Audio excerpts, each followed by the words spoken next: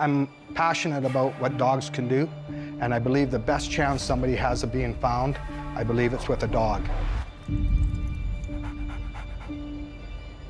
Search! If they come to the search, you throw a switch, it's game on, nothing exists but the search. That's the dog that goes out and finds people who are lost, buried.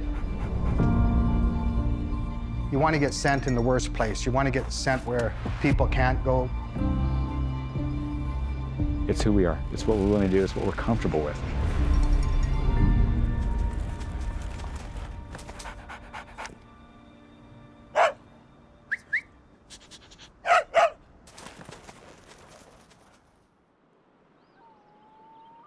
It's hard to explain.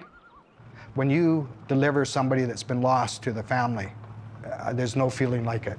We're requesting canine assistance here at the search. What's your ETA? 10-4, I'll be about 5 minutes out. 9 copies, over. My name is Mike Ritzy. I'm with Kamloops Search and Rescue, and I've been with Kamloops Search and Rescue for quite a few years now. I took my first search and rescue course, I think, in 1976. Well, I've been working with dogs all my life, but in search and rescue, I think around 11 or 12 years. I've been using yellow labs. Juno was my first dog, and she's retired now. She lives at home. Ruby was my second dog. Ranger is my third validated search dog I have, and Ranger came from Saskatchewan, from Prairie Storm Kennels. They flew him out to Vancouver and went down and picked him up. And sit, sit. He's hey, 110%.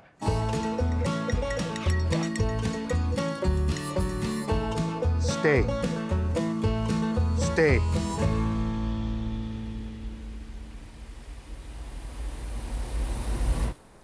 Ranger, come.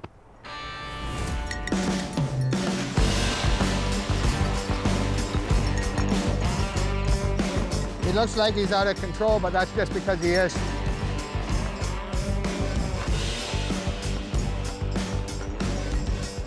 He's an outside dog. He's a little crazy in the house and stuff.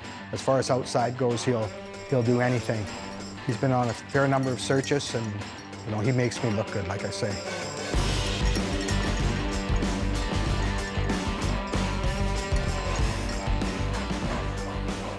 My name is Alan Mole. I've been with Kamloops Search and Rescue since 2007.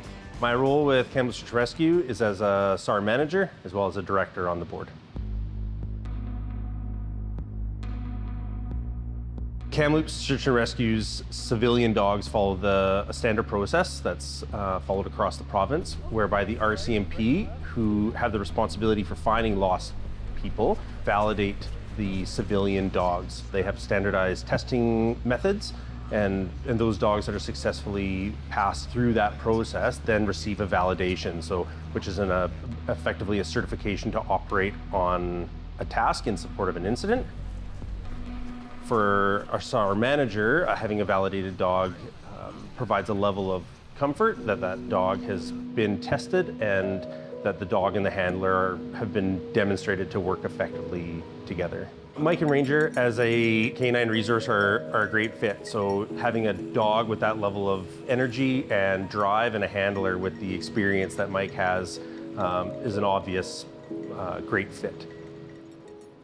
You know, you need a dog that's high energy. You can't have a flat dog, and I'm really passionate about that, because when you have a flat dog and you take up a seat on a helicopter to fly in, and what do you do if you can't cover your area? You say to the parents, oh, I'm sorry, my dog wasn't working. You got to have a dog that's really good, high drive, and 110%, not on certain days, but every day. I need to teach you guys, or we need to show you how the dog sees the world. Scent. First of all, dog's nose is highly innervated, okay? Extremely sensitive. The most amazing thing about the dog's nose, in my mind, is how the snout works.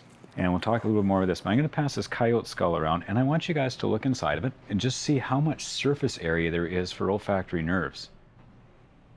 When we look at the outside of the nose, it's actually a two-way valve. So there's a big center hole, they pull it in, that's in, and then when the dog blows out, it comes out the slits. What's going in and what's coming out, it doesn't intermingle.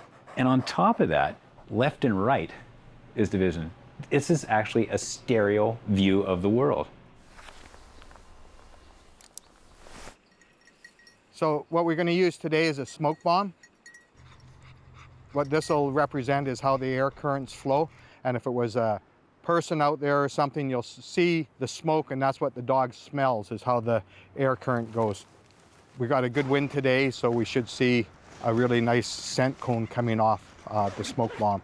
And it's really good to use these things for people when they're starting out with the dogs. Quite impressive how the wind carries this scent, and that's how a dog can pick up human scent from 500 meters away.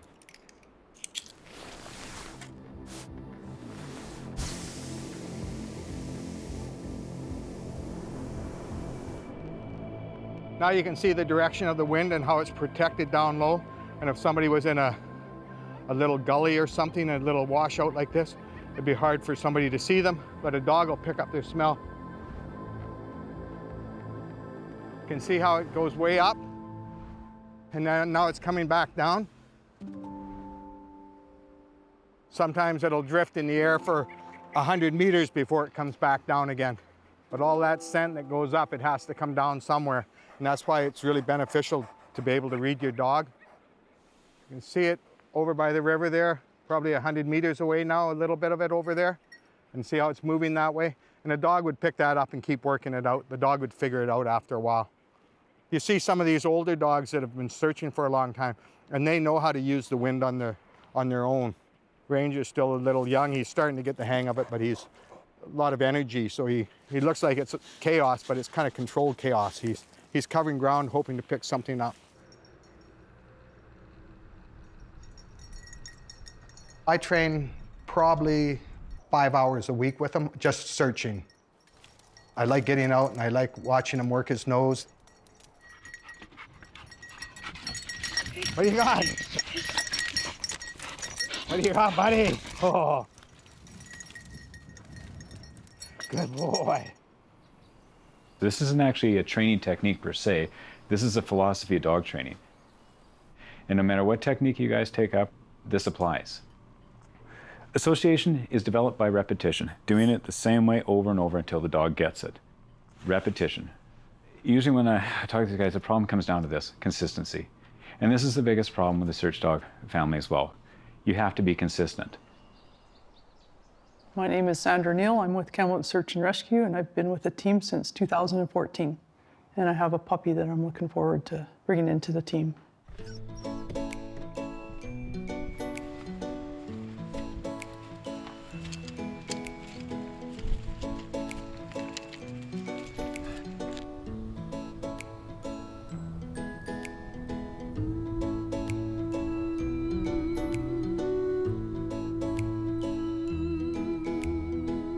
He's a Belgian Shepherd.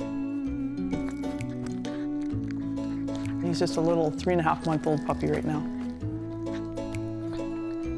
He hasn't got any status at this stage in the game.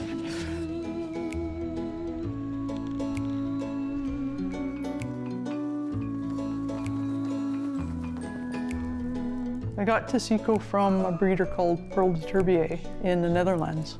He was pretty well a blank slate when he came. If you've got good genetics on your side, then you're more likely to have a successful dog. It's still not a guarantee. Puppies are kind of a crapshoot.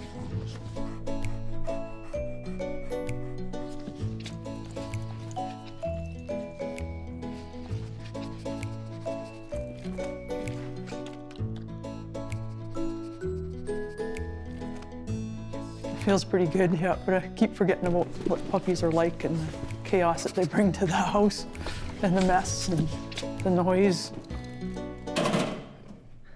Having to wake up at 5:30 in the morning to let them out, and you forget about all those things that you take for granted. I got Taz in 2014, not long after I joined the Kamloops SAR team. Nothing really fazed Taz. Tasico is a little bit more sensitive, and he's a little bit more cautious about stuff, and he's not quite as much of a bull in the china shop. It's been a bit of a roller coaster, because when he was sick with the first infection, when the tooth was pulled out, it was a discussion with the vet about putting him down then. And then when it was time to, a couple of years later, to put him down, It was pretty heart-wrenching. I picked up a couple of 3 chickens and I was practicing my clicker training timing on the chickens. They were quite entertaining actually to watch. I spent quite a bit of time watching them, so they kind of filled a little bit of the void, but it's not quite the same as having a dog.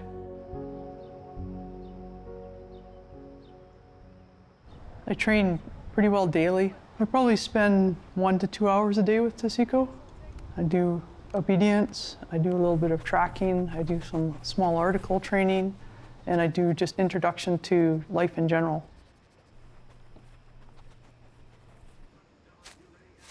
I scuffed a 3-foot by 3-foot scent pad, made a little triangle, and then I scuffed a straight line out. The idea is he'll find that scent pad, find the wieners on the scent pad, and then follow the trail of wieners to the end. There's a little jackpot of wieners at the end.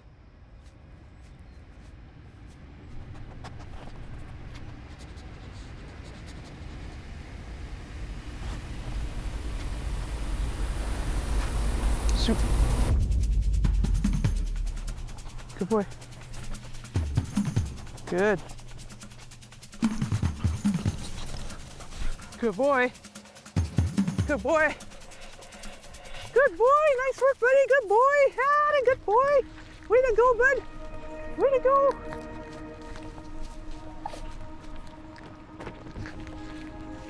Just trying to expose him to everything that he might come across in life. I don't want him to learn to swim the first time he needs to go on a task. So along with repetition, you have anticipation. This comes from observing your dog all the time, okay? Knowing what your dog is going to do before they do it. Okay, so praise. Praise the dog immediately. Make sure that dog knows you're happy with it. 95% it should be praised, the dog knowing it's done the right thing.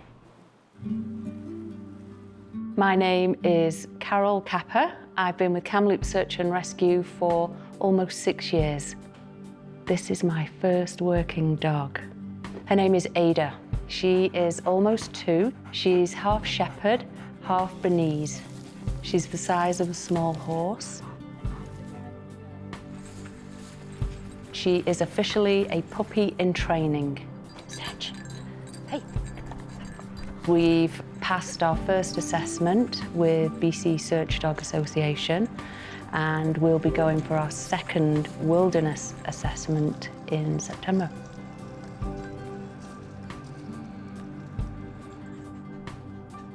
What do you got? Go get it, get it. What have you got, Ada? Good girl, she's my big girl. We are truly a work in progress. Myself more than the dog, I think. The struggles are when she's not responding to me or I mess up. So, you know, I miss something. Typical example is yesterday, I spent the morning with her, went on to do another little search which failed miserably, so I go home thinking, wow, it's a waste of time. And then when I replayed the video, I saw what she actually did, but I missed it in the moment. So, of course, I'm kicking myself, thinking, I should have got that. She should have been rewarded, and I missed it. So I failed my dog. But then, you know, the highs are when she does something perfectly. What do you got? Good girl. Woo-hoo!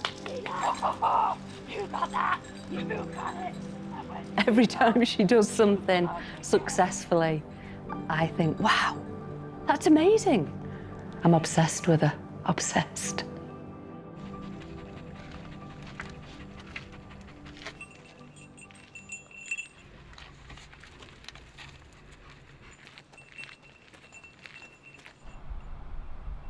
Everybody has different advice, so every handler has a different theory on how you should train a dog.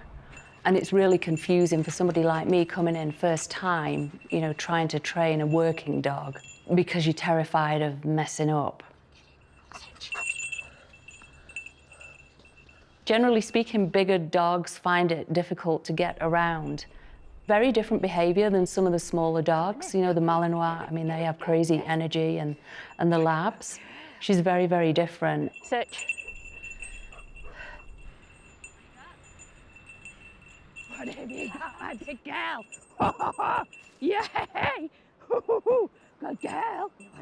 But then one of the police instructors took me aside and said, you know, she is what she is. She doesn't have to be like the high energy dogs. She still covers ground, and she's still focused, and she's still motivated to work.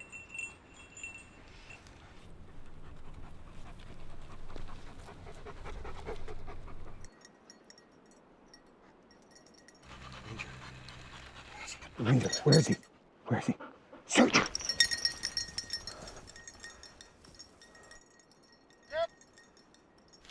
Back!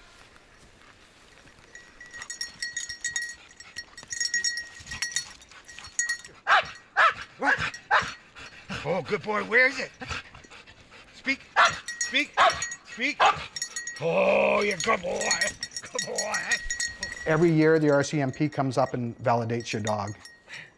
You know, it's really tough when they don't pass, but what's tougher is when you tell somebody that, oh, my dog missed your child because it wasn't working well. And that's why the RCMP have a really tough job, and they have to weed those dogs out.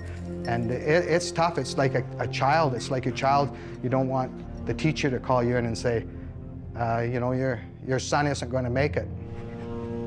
I refuse to go there at this point. So we are aiming to be validated. I think that's a big part of overcoming any challenge, frame of mind. So we're going to pass. And kind of all the stars have to line up. And if the stars don't line up, then one thing goes wrong and you're back to square one. They're not holding you back. They're not getting rid of your dog because they don't like you. They're getting rid of your dog because down the road, your dog could cost somebody's life. So when you get validated, you know, you should feel good, and it's for a reason. You're out there to save lives.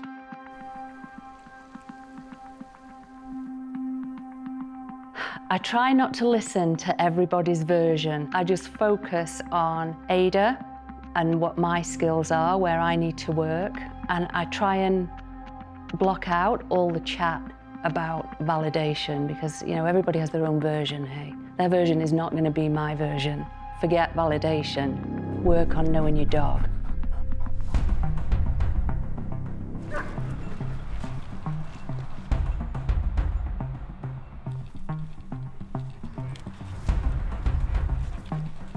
Dogs and antlers, forward! About right turn! Heads up, about left turn, stop! So as you guys know what we're doing, we're evaluating the dog. We're actually showing the dog that, hey, you find live human scent, your nose tells me that scent is, and you're gonna get the best reward in the world, what you want more than anything else. They have to have that hunting drive, and what we're trying to see here is if they have it enough. It's a tough decision sometimes. We'll get a group of people in and we assess the dog, and we also give them all the information we can, and we show this great, fantastic, incredible world that is dog handling, and then we say no. So what we're doing the first round is we're actually just assessing the dog to see if it has it.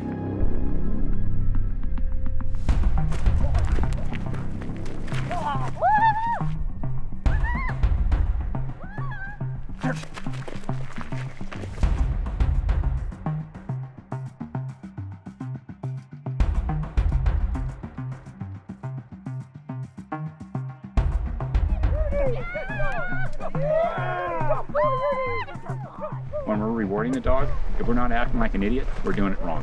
Right? There just has to be a lot of enthusiasm and a lot of high level of energy. All right, so, and this is handler. You grip the toy side to side. If you try and pull him towards you, and he's a brave little guy, but for the shire dogs, how do you think it would look like that? You're standing right on top of them. A bit intimidating. It is, yeah. So this, by the way, you turn your side to him, now you're giving the sensation that, hey, I'm the prey, I'm gonna run for my life here. Okay? You really think you're tough, don't you?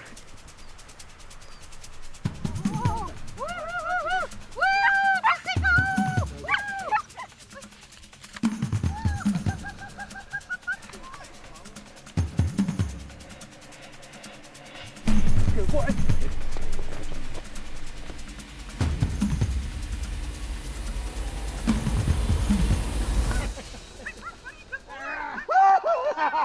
You might be the finest pup in the world! Look at this body language right now. Okay? So this is a dog that likes this game. This is the finger painting of training. Notice where the leash is attached to the harness? Yeah. Okay, that's actually a pull signal. Have you ever seen the person the dog's walking them? They're actually letting, the dog's getting what it wants. It's actually pulling that person. good. So it's actually an instinct that dogs have. If you pull back, they want to go forward. So you're actually giving them that energy down that leash. I say it's neck to control, harness to go. So last thing we did, we'll repeat that exercise.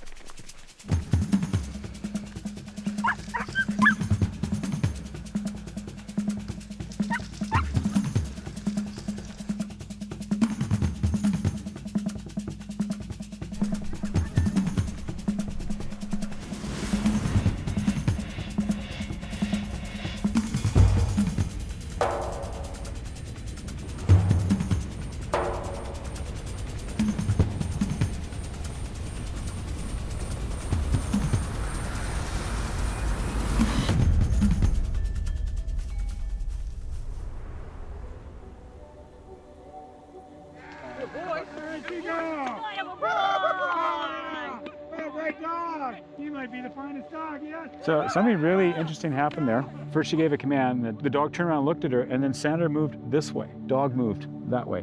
Where the handler goes, the dog should go. Yeah, so this is an experienced handler.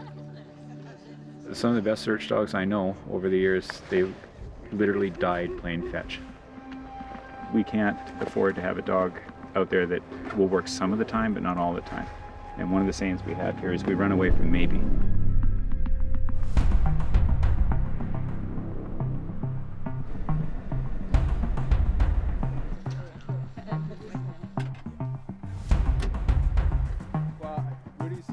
Right now in the bush, we don't have the wind that we did yesterday. That's very surface scent. Okay, so then you got to tighten up your grid pattern. Okay, who's going next? We're going to do a ditch search, so it's smaller articles.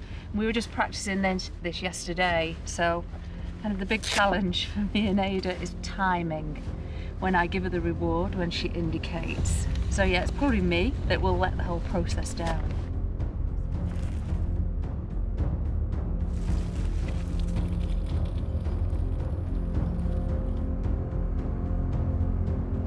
What have you got? Let me see. Let me see. Let me see. What is this? Ada is doing really good. She's not like a high energy lab, but she's very methodical. She's very thorough, and she enjoys it.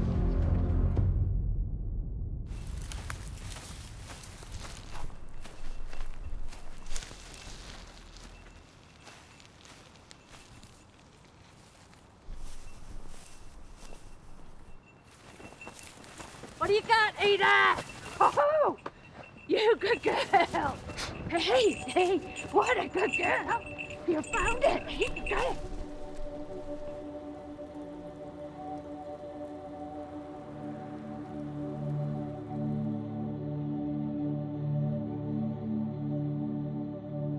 The feedback from the whole weekend was strong, methodical search team, excellent bond between dog and handler. So that's really encouraging to know that we're heading in the right direction, that we've achieved what we should have achieved, and that he was pleased with our progress. And his words were, "I fully expect you to validate in spring."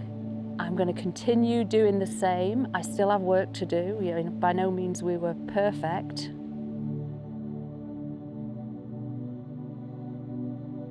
I was a little bit concerned that he was maybe too young and he's teething and he might not want to play tug and stuff like that, but I just got everybody to make sure they were gentle with him, and they called him a little rock star, so he gets to go on to the next stage.